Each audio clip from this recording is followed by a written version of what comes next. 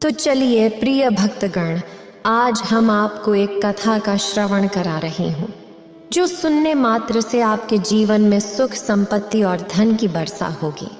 तो चलिए कथा को प्रारंभ करते हैं। अगर आप यह कहानी सुन रहे हैं तो पूरा सुनिए। इस कथा को आधा अधूरा छोड़कर जाने की गलती मत करिएगा, क्योंकि इस पवित्र कथा को पूरा सुनने से मनचाहा फल की प्राप्ति होगी। इसलिए इस कथा को पूरा सुने। आप शिव भक्त हैं तो भोलेनाथ का अनादर ना करें। भगवान शिव कहते हैं पहले नवरात्र की शैलपुत्री की चमत्कारी कथा के बारे में। श्रद्धालुओं, शारदीय नवरात्रि का शुभारंभ 3 अक्टूबर गुरुवार से हो रहा है। इस दिन अश्विन माह के शुक्ल पक्ष की प्रतिपदा तिथि होगी। शारदीय नवरात्रि का प्रारंभ इंद्र योग और हस्त नक्षत्र में हो रहा है। पहले दिन कलश स्थापना की जाएगी, जिसके लिए 2 शुभ मुहूर्त मिल रहे हैं। काशी के ज्योतिषाचार्य चक्रपाणि भट्ट के अनुसार अश्विन शुक्ल प्रतिपदा तिथि 2 अक्टूबर को देर रात 12:18 बजे से 4 अक्टूबर को तड़के 02:58 बजे तक है। उदयातिथि के आधार पर शारदीय नवरात्रि का पहला दिन 3 अक्टूबर को है। कलश स्थापना के लिए सुबह में 1 घंटा 6 मिनट और दोपहर में 47 मिनट का शुभ मुहूर्त है। आइए जानते हैं कि शारदीय नवरात्रि के कलश स्थापना का शुभ मुहूर्त क्या है और पहले दिन के शुभ मुहूर्त, योग और नक्षत्र कौन कौन से हैं। शारदीय नवरात्रि 2024 प्रतिपदा तिथि। अश्विन शुक्ल प्रतिपदा तिथि का प्रारंभ 2 अक्टूबर बुधवार देर रात 12:18 बजे से। अश्विन शुक्ल प्रतिपदा तिथि का समापन 4 अक्टूबर गुरुवार तड़के 02:58 बजे। नवरात्रि के 9 दिनों में माँ दुर्गा के विभिन्न स्वरूपों की पूजा की जाएगी और आज माता के प्रथम स्वरूप शैलपुत्री की पूजा की जाएगी। जानिए शैलपुत्री माता की पूजा विधि, मंत्र, कथा, आरती और भोग के बारे में। माता शैलपुत्री की पूजा वासंतिक नवरात्रि का पहला दिन, माँ शैलपुत्री। नवरात्रि आज से प्रारंभ हो रहे हैं और घट स्थापना के बाद माँ दुर्गा के प्रथम स्वरूप माँ शैलपुत्री की पूजा अर्चना की जाएगी। शैल का अर्थ होता है हिमालय और पर्वतराज। हिमालय के यहाँ जन्म लेने के कारण माता पार्वती को शैलपुत्री भी कहा जाता है। पार्वती के रूप में इन्हें भगवान शंकर की पत्नी के रूप में भी जाना जाता है। वृषभ, बैल इनका वाहन होने के कारण इन्हें वृषभारूढ़ा के नाम से भी जाना जाता है। मान्यता है कि श्रद्धा पूर्वक विधि विधान के साथ माँ दुर्गा के इस स्वरूप की पूजा उपासना की जाती है, जिससे सभी मनोकामनाएं पूरी होती हैं और कष्टों से मुक्ति मिलती है। इनकी आराधना करने से मनोवांछित फल की प्राप्ति होती है। माता का स्वरूप ऐसा है कि पर्वतराज हिमालय की पुत्री पार्वती के रूप में शैलपुत्री की पूजा देवी के मंडपों में पहले नवरात्र के दिन होती है। माता शैलपुत्री का स्वरूप बहुत ही शांत और सरल है। माता ने दाएं हाथ में त्रिशूल और बाएं हाथ में कमल धारण किया हुआ है। वे नंदी नामक बैल पर सवार होकर संपूर्ण हिमालय पर विराजमान हैं। यह वृषभ वाहन शिवा का ही स्वरूप है। घोर तपस्या करने वाली शैलपुत्री समस्त वन्य जीव जंतुओं की रक्षक भी हैं। शैलपुत्री के अधीन वे सभी भक्त आते हैं जो योग, साधना, तप और अनुष्ठान के लिए पर्वतराज हिमालय की शरण लेते हैं। माँ अपने भक्तों की हमेशा मनोकामना पूरी करती हैं और साधक का मूलाधार चक्र जागृत करने में सहायता करती हैं। घट स्थापना कैसे करें? घट स्थापना का मतलब है पूजा स्थल में तांबे या मिट्टी का कलश स्थापित करना, जो 9 दिनों तक वहीं रखा जाता है। घट स्थापना के लिए गंगा जल, नारियल, लाल कपड़ा, मौली, रौली, चंदन, पान, सुपारी, धूप बत्ती, घी का दीपक, ताजे फल, फूल माला, बेलपत्रों की माला और एक थाली में साफ चावल चाहिए। माँ शैलपुत्री पूजा विधि: नवरात्रि के पहले दिन ब्रह्म मुहूर्त में उठकर स्नान आदि से निवृत्त होकर साफ वस्त्र पहने। फिर एक चौकी को गंगा जल से साफ करके उस पर माँ दुर्गा की मूर्ति, तस्वीर या फोटो स्थापित करें। इसके बाद पूरे परिवार के साथ विधि पूर्वक कलश स्थापना करें। घट स्थापना के बाद माँ शैलपुत्री का ध्यान, मंत्र जपें और व्रत का संकल्प लें। माँ दुर्गा की पहली शक्ति माता शैलपुत्री की पूजा षोडशोपचार विधि से करें। इस पूजा में सभी नदियों, तीर्थों और दिशाओं का आह्वान किया जाता है। फिर माता को कुमकुम लगाएं और सफ़ेद, पीले या लाल फूल अर्पित करें। माता के सामने धूप, दीप जलाएं और 5 देसी घी के दीपक जलाएं। इसके बाद माता शैलपुत्री की आरती उतारें और माता की कथा, दुर्गा चालीसा, दुर्गा स्तुति या दुर्गा सप्तशती का पाठ करें। फिर पूरे परिवार के साथ माता के जयकारे लगाएं और भोग लगाकर पूजा संपन्न करें। शाम को भी माता की आरती करें और मंत्र जप व बुम्बारी किए ध्यान करें। माता शैलपुत्री को पसंद हैं ये चीज़ें। माता की पूजा और भोग में सफ़ेद रंग की चीज़ों का अधिक प्रयोग करें। माता को सफ़ेद फूल, सफ़ेद वस्त्र और सफ़ेद मिष्ठान अर्पित करें। माता शैलपुत्री की पूजा करने से कुंवारी कन्याओं को सुयोग्य वर की प्राप्ति होती है और घर में धन धान्य की कमी नहीं होती। शैल का अर्थ होता है पत्थर और पत्थर को सदैव अडिग माना जाता है। माता शैलपुत्री की कहानी।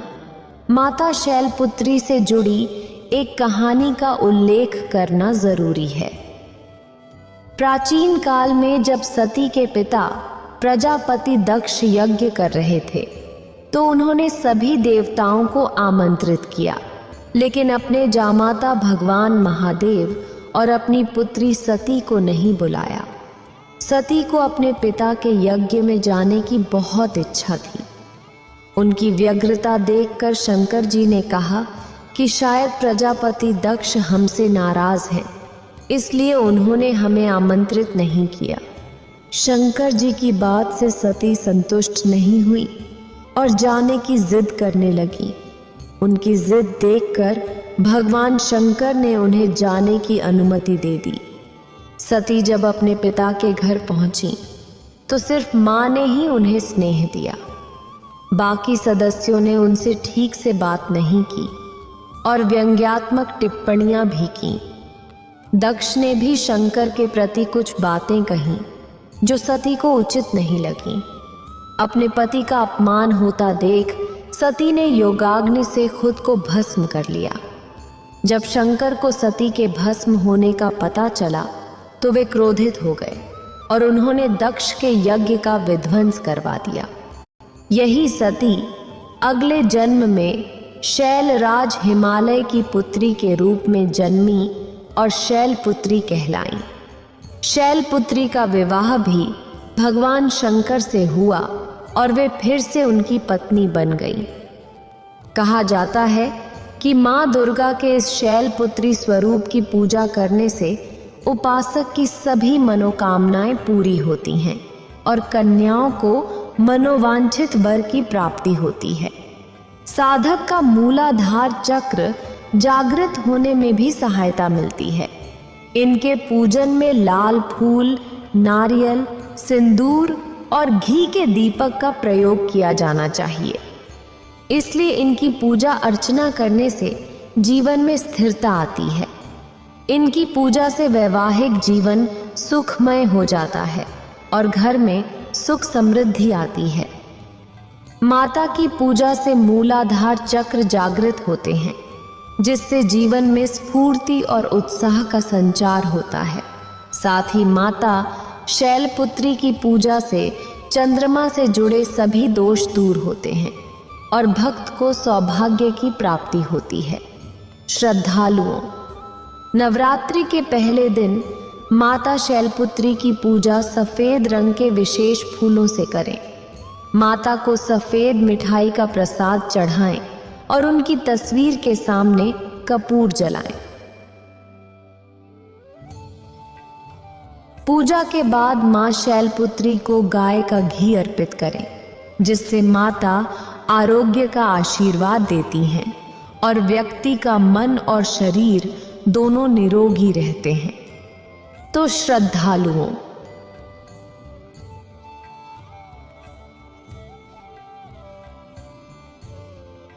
यह थी नवरात्रि के पहले दिन पूजी जाने वाली मां शैलपुत्री की पवित्र कथा। जय मां शैलपुत्री। नवरात्रि यानी शक्ति की उपासना के दिन। वर्ष में 2 बार नवरात्रि आती है, एक चैत्र मास की नवरात्रि और दूसरी अश्विनी मास की नवरात्रि।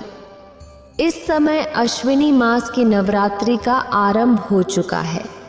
हमें इस भौतिक दुर्ग से मुक्त होने के लिए देवी दुर्गा के आशीर्वाद और मार्गदर्शन की परम आवश्यकता होती है। देवी दुर्गा भगवान श्री कृष्ण की बहिरंगा शक्ति हैं और हमें उनकी सेवा में संलग्न करती हैं। तो चलिए, अश्विनी नवरात्रि के इन 9 शुभ दिनों में हम प्रत्येक दिन देवी दुर्गा की सुंदर पौराणिक कथा का श्रवण करते हैं। नवरात्रि में माँ दुर्गा के 9 विभिन्न स्वरूपों की पूजा की जाती है। देवी के ये रूप शास्त्रों में इस श्लोक द्वारा उल्लेखित हैं। प्रथम शैलपुत्री च द्वितीय ब्रह्मचारिणी तृतीय चंद्र घंटेति कुष्मांडेति चतुर्थकम पंचम स्कंद मातेति षष्ठम कात्यायनीतिच सप्तमम कालरात्रिति महागौरीति चष्टमा नवमन सिद्धिदात्री च नव दुर्गा प्रकृति तह उक्ता ने तानी न मानी ब्राह्मणैव महात्मनः। अर्थात देवी दुर्गा के 9 रूप हैं। माँ शैलपुत्री, माँ ब्रह्मचारिणी, माँ चंद्रघंटा, माँ कुष्मांडा, माँ स्कंद माता, माँ कात्यायनी, माँ कालरात्रि, माँ महागौरी और माँ सिद्धिदात्री। अश्विनी नवरात्रि के प्रथम दिन देवी दुर्गा के जिस स्वरूप की पूजा होती है उनका नाम है माता शैलपुत्री। जैसा कि नाम से ही स्पष्ट होता है, माता शैलपुत्री पर्वतराज हिमालय की पुत्री हैं। उनके आध्यात्मिक स्वरूप पर दृष्टि डालें तो उनका वर्ण श्वेत है और वे श्वेत रंग के वस्त्र धारण करती हैं। उनके दाएं हाथ में त्रिशूल और बाएं हाथ में कमल का पुष्प सुशोभित है। माता शैलपुत्री वृषभ अर्थात बैल की सवारी करती हैं, जिसके कारण इनका एक प्रसिद्ध नाम वृषारूढ़ा भी है। तो चलिए, आज पहले दिन हम माता शैलपुत्री की कथा सुनते हैं। जैसा कि हम जानते हैं, दक्ष प्रजापति की 60 कन्याएं थीं। इनमें से सती नामक कन्या का विवाह दक्ष की इच्छा के विरुद्ध भगवान शिव से हुआ था। एक बार दक्ष ने एक महान यज्ञ का आयोजन किया, जिसमें भगवान शिव और सती को छोड़कर सभी देवी देवताओं को आमंत्रित किया गया। जब सती को यह समाचार मिला तो वे अपने पिता के यज्ञ में जाने के लिए उत्सुक हो उठीं। रुद्रदेव के मना करने पर भी सती नहीं रुकी और अपने पिता के यज्ञ में पहुंच गईं। जब दक्ष ने सती के समक्ष ही भगवान शिव का अपमान किया तो सती इसे सहन नहीं कर पाईं और उन्होंने अग्नि में अपनी देह भस्म कर डाली। अपनी प्रिय पत्नी सती के वियोग में महादेव ने भी वैराग्य धारण कर लिया और गहन तपस्या में लीन हो गए। इन्हीं दक्ष प्रजापति की एक और पुत्री थी जिनका नाम स्वधा था। उनका विवाह पितरों के साथ हुआ था।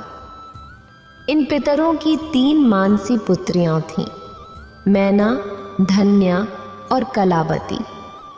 एक समय ऐसा आया कि ये तीनों कन्याएं भगवान विष्णु के दर्शन करने के लिए श्वेत द्वीप में पहुंची और उसी समय 4 कुमार भी वहां पहुंच गए।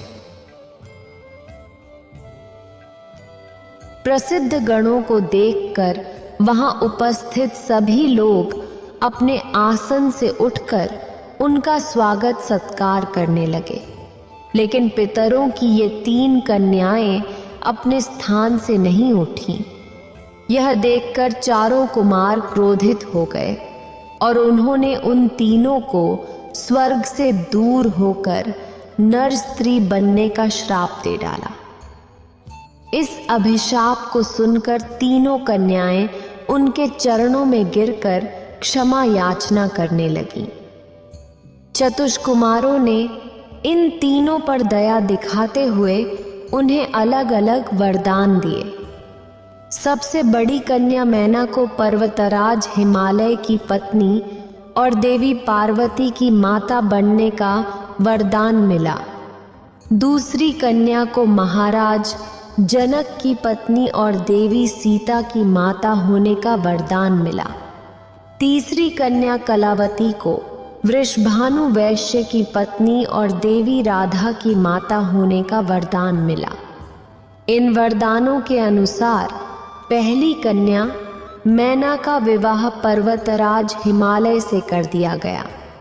विवाह के बाद सभी देवी देवता राजा हिमालय और देवी मैना के पास आए और उनसे कठोर तपस्या करके देवी उमा को अपनी पुत्री के रूप में प्राप्त करने का अनुरोध किया।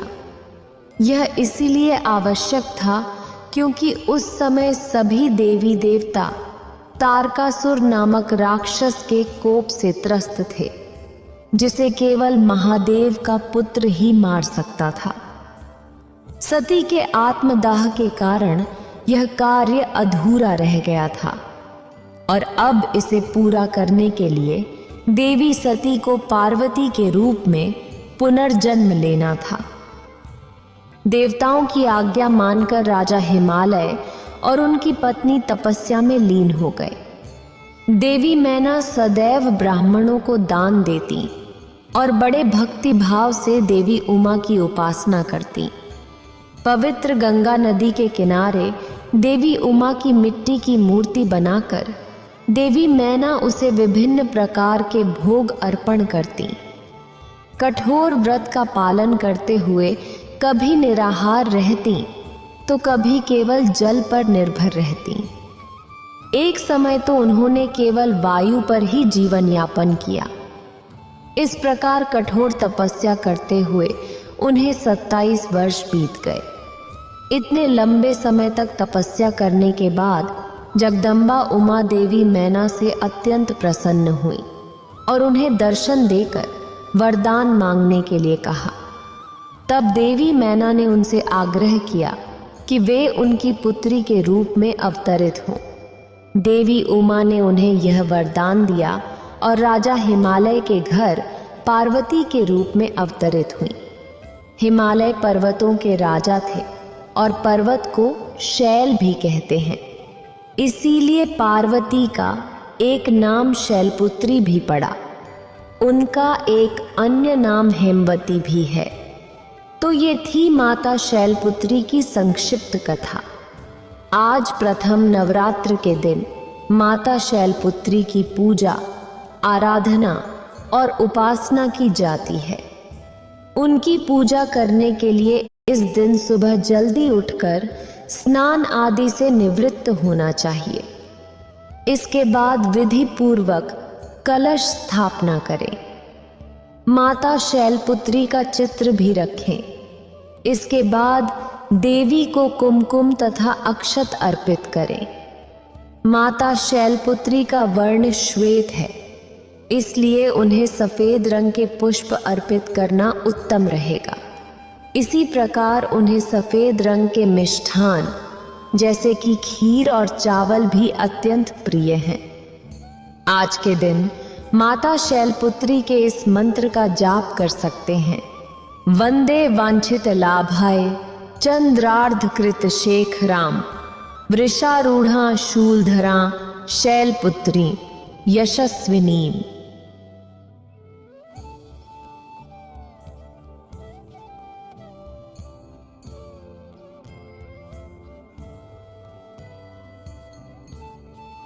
भगवान शिव की नगरी काशी में माता शैलपुत्री का एक प्राचीन मंदिर भी है, जहां पर नवरात्रि के प्रथम दिन भारी भीड़ देखने को मिलती है।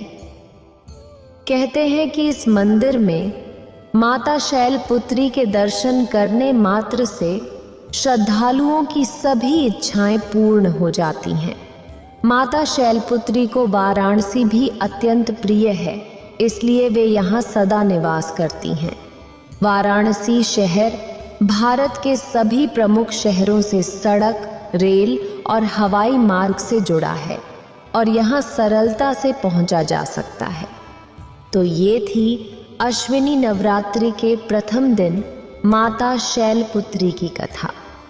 तो आइए अश्विनी नवरात्रि के इस पहले दिन माता शैलपुत्री को प्रणाम करें और उनसे भगवान शिव की शुद्ध भक्ति की प्रार्थना करें। 9 देवियों की कथा हर साल 2 बार आने वाले नवरात्रों में मां दुर्गा की पूजा की जाती है। इन 9 दिनों में मां दुर्गा के विभिन्न रूपों की उपासना का विशेष महत्व है। मां दुर्गा प्रकृति की रक्षा के लिए सदैव सजग रहती हैं और उन्होंने कई रूपों में अवतार लिया है। इस रूप में हमें अनंत शक्ति का आभास होता है। मां शैलपुत्री का वाहन गाय है और माता के इस रूप की आराधना करने से मनुष्य का चंद्रमा सही रहता है। दूसरे नवरात्र में मां दुर्गा के स्वरूप ज्ञान की देवी ब्रह्मचारिणी की पूजा की जाती है। मां ब्रह्मचारिणी की कथा मनुष्य को जीवन के कठिन क्षणों में संबल बनने की प्रेरणा देती है। मां ब्रह्मचारिणी ने भी हिमालय के पुत्री के रूप में जन्म लिया और जब उनके विवाह की बात चली तो एक दिन नारद मुनि उनके समक्ष उपस्थित होते हैं। नारद मुनि कहते हैं, हे माते, आपके घर में आपके विवाह की बातें चल रही हैं, किंतु मैं यहाँ यह अवगत कराने आया हूँ कि आप अपने पिछले जन्म में सती थीं और भगवान शिव की अर्धांगिनी थीं। आपके देह त्यागने के पश्चात भगवान शिव घोर तपस्या में लीन हो गए। हे माते, संसार के कल्याण के लिए तथा महादेव की तपस्या को समाप्त करने के लिए आपका भगवान शिव से विवाह होना अत्यंत आवश्यक है। हे ऋषिवर, आपने मुझे इस बात से तो अवगत करा दिया, किंतु महादेव को मैं कैसे पा सकती हूँ, इसका वर्णन तो आपने किया ही नहीं। नारायण नारायण, आप तो स्वयं ज्ञान से परिपूर्ण हैं माता, और आप यह भली भांति जानती हैं कि महादेव को पाना इतना सरल नहीं है। इसके लिए आपको तपस्या करनी होगी। आपकी तपस्या ही महादेव को फिर से प्रकृति के समीप ले आएगी। महादेव के विवाह के लिए जब माता अपनी माँ और पिताजी से आज्ञा लेती हैं तो वे कहते हैं, हे पुत्री, महादेव की भक्ति के लिए क्यों इतनी कठिन भक्ति के लिए मैं तुम्हें कैसे आज्ञा दे सकती हूँ। मैं तुम्हारे लिए उनसे भी अच्छा सुयोग्य वर ढूंढ सकता हूँ। पुत्री, हम तुम्हें इतने कष्ट में नहीं देख सकते। माता उत्तर देती हैं, माता पिताजी, मैं पिछले जन्म में महादेव की अर्धांगिनी थी और इस जन्म में भी मैं महादेव की ही अर्धांगिनी बनूंगी। इसके लिए मैं भगवान महादेव की कितनी भी कठिन उपासना कर सकती हूँ। मुझे मेरे कर्तव्य से ना रोके। आप दोनों मुझे आज्ञा दें कि मैं अपनी तपस्या में सफल हो जाऊं। माँ को अपने वचनों पर दृढ़ देखकर उनके माता पिता उन्हें तपस्या की आज्ञा दे देते हैं।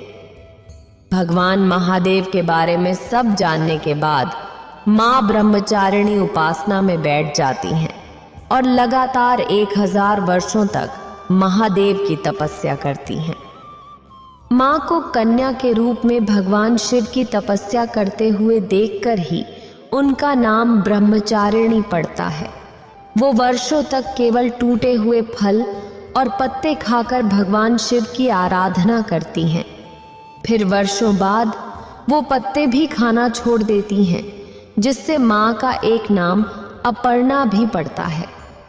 माँ इतनी कठिन तपस्या कर रही थीं कि उनका शरीर एकदम क्षीण हो जाता है। यह देखकर सभी देवता चिंतित हो जाते हैं और तब भगवान ब्रह्मा सभी देवताओं के साथ माँ के पास आते हैं। हे माते, आप हजारों वर्षों से महादेव की उपासना कर रही हैं। इतना कठिन तप और तपस्या आज तक किसी ने भी महादेव के लिए नहीं किया है। आपको इसका फल अवश्य प्राप्त होगा। किंतु हे माते, आप बहुत ही निर्बल हो गई हैं। भगवान शिवचंद्र मौली रूप में आपसे ही विवाह करेंगे, किंतु अभी आप अपने घर जाकर विश्राम कीजिए।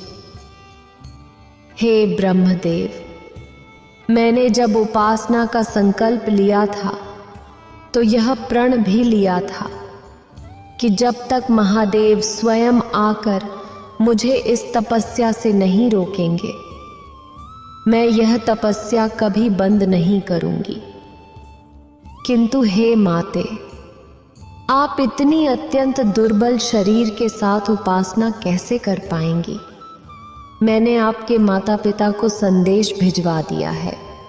वे किसी भी क्षण आकर आपको ले जाएंगे। मैं तब तक अपने घर नहीं जाऊंगी जब तक महादेव स्वयं आकर मुझे दर्शन नहीं दे देते। माँ अपने माता पिता को भी यही बोलती हैं और उन्हें वहां से चले जाने को कहती हैं। फिर वो वर्षों तक भगवान शिव की इसी तरह ही उपासना करती रहती हैं और एक दिन भगवान शिव उन पर प्रसन्न हो जाते हैं। हजारों वर्षों की तुम्हारी कठिन तपस्या ने मुझे मजबूर कर दिया है कि मैं खुद तुम्हारे सामने आऊं। तुम्हारे दर्शन पाकर मैं धन्य हो गई हूं महादेव। लेकिन जब तक आप मुझे यह आश्वासन नहीं देंगे कि आप मुझे अपनी अर्धांगिनी के रूप में स्वीकार करेंगे, मैं अपने घर नहीं जाऊंगी। तुम्हारी कठिन भक्ति को देखकर मैं तुमसे विवाह अवश्य करूंगा। तुम्हारी इस कठिन भक्ति के लिए तुम हमेशा अपने भक्तों के बीच ब्रह्मचारिणी के रूप में प्रसिद्ध होगी और जो भी व्यक्ति, देवता या गंधर्व तुम्हारे इस रूप की पूजा करेगा, वह कठिन संघर्षों के बीच भी कभी विचलित नहीं होगा। भगवान शिव के दर्शन देने पर सभी देवी देवता भी वहां उपस्थित हो जाते हैं और भगवान शिव से आग्रह करते हैं कि वे जल्द से जल्द मां से विवाह कर पृथ्वी पर हो रहे अत्याचारों को समाप्त करें। इसके बाद मां ब्रह्मचारिणी अपने घर लौट आती हैं और कुछ समय बाद भगवान शिव का विवाह उनसे हो जाता है। मां के हर रूप की अपनी एक अलग ही महिमा है। वे हमें कठिन से कठिन समय में विचलित न होने का संदेश देती हैं और अपने कर्म को सर्वोपरि रखने का उद्देश्य भी देती हैं। जो भक्त माता का दिल से स्मरण करता है उसकी सभी मनोकामनाएं पूर्ण हो जाती हैं। इतना कहकर भगवान शिव इस कथा को समाप्त करते हैं। इस वीडियो को बोलते समय कोई त्रुटि हो तो मैं क्षमा चाहती हूँ। उम्मीद है आप सभी को ये वीडियो अच्छी लगी होगी। अगर आप शिव के सच्चे भक्त हैं तो चैनल को सब्सक्राइब और वीडियो को लाइक करके कमेंट में हर हर महादेव लिख दीजिए।